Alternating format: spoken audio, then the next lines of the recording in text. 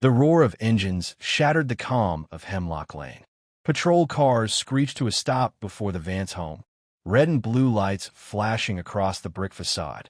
Elias Vance stepped onto the porch, shoulders squared, his posture calm but prepared. He had barely begun to settle into this new house, yet the war had already come to his doorstep. From the lead cruiser emerged a tall, heavy man whose uniform strained against his frame. His badge glinted in the dim light, boots crunching against the pavement with deliberate arrogance. The smirk on his lips was that of someone accustomed to obedience. "Elias Vance?" the man called. "Yes," Elias answered, steady. The man's eyes narrowed at the paper in Elias's hand. The deed, still crisp, still valid, seemed to mock him. "That document is worthless," he declared coldly. "This house isn't yours." Sophia appeared in the doorway, her expression incredulous but firm. "That isn't true. We paid for this home. Every paper is in order." The man gave a dry laugh. "Listen carefully. I'm Sheriff Gideon Hayes, and I make the rules here. You don't belong on this street." His deputies fanned out across the lawn, circling like predators. Elias stepped forward, interposing himself between them and the house. His body language was calm, but beneath the surface every muscle was coiled. "My family isn't leaving," Elias said, voice low but unyielding. One of the deputies spat onto the grass. "You'd better cooperate, or this ends badly." Another lunged, reaching for the deed. In an instant, Elias's training surfaced. He twisted the man's wrist and dropped him to the ground with swift precision. The others drew their batons, a pistol half raised. Tension hummed like static, 1 second away from detonation. Hayes lifted a hand, halting them. His grin spread wider, poisonous. "So, the soldier wants to play hero. We'll see how long your courage lasts when the whole county turns against you." Elias's gaze never faltered. His words were quiet but thunderous. "I know what I fought for. I know this house is mine. If you want it, try. But understand, I do not surrender."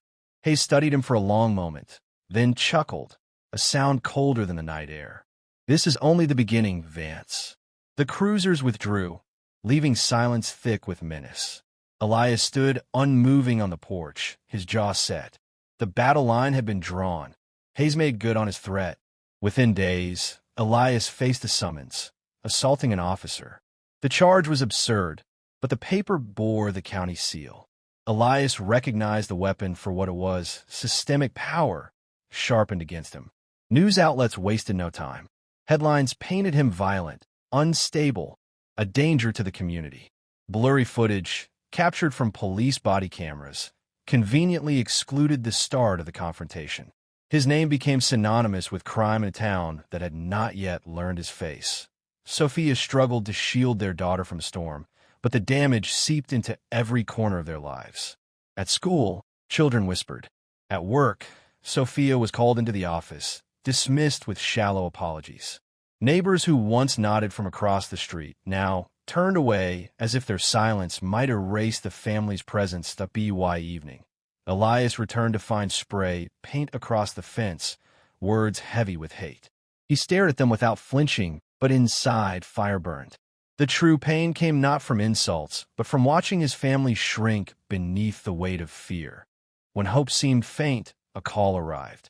The woman on the line introduced herself as Clarissa Jones, a civil rights attorney.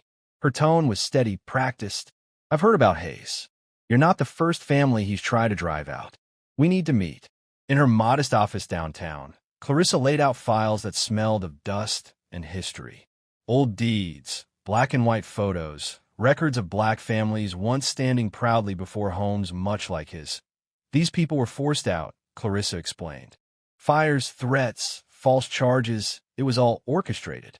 The Hayes family profited directly. Your case isn't isolated. It's part of a century-long pattern." Elias clenched his fists as the truth sank in. Sophia's eyes brimmed with disbelief. "So this fight isn't just about us." "Exactly," Clarissa said. "You represent what they've tried to erase. And now you have proof. But exposing it will come with a cost." Elias looked from the lawyer to his wife.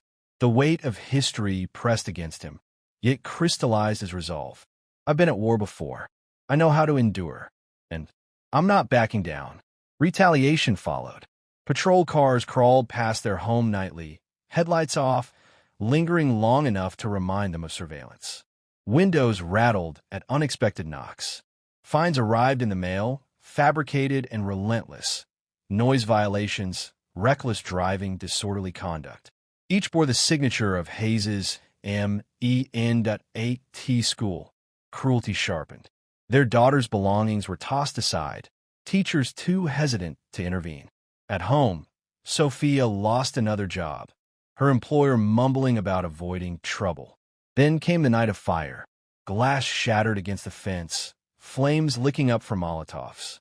Smoke curled into the sky as Elias rushed to contain the damage.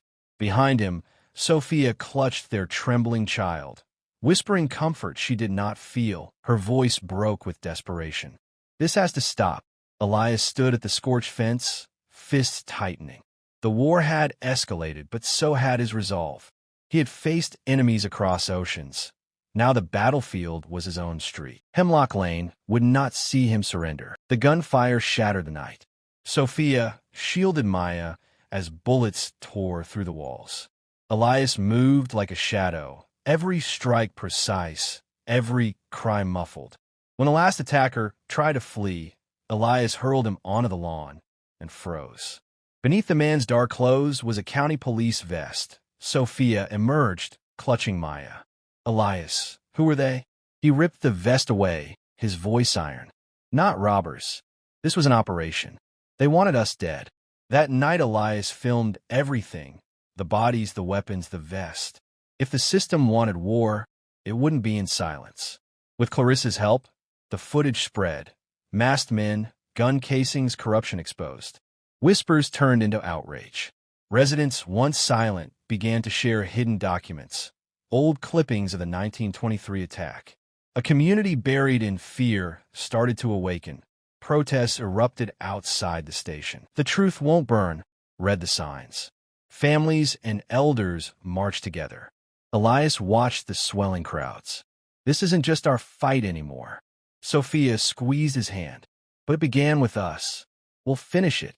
Sheriff Hayes struck back with arrests and brutality, but every act was filmed and broadcast. Instead of crushing dissent, the repression amplified it.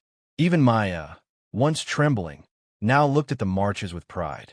"Dad, they're fighting for us too." The movement spread statewide. National reporters arrived. Hayes's name became synonymous with corruption and violence. And then, one night, Elias came home to find Sophia gone. A note awaited him. "Play the hero again, and you'll know real loss."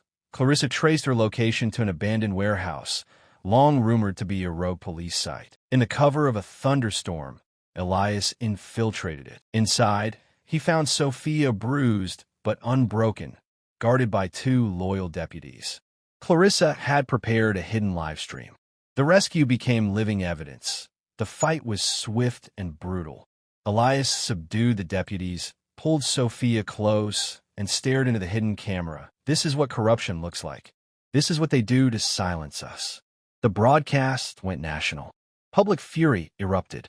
Within 24 hours, the governor intervened. Hayes and his deputies were arrested. Trials unearthed generations of buried crimes and the 1923 massacre's legacy. Elias Vance was cleared. The Vance home, once a target, became a beacon. They had not only defended their family, but ignited a movement that broke decades of silence. Their fortress on Hemlock Lane became a symbol of justice and of belonging.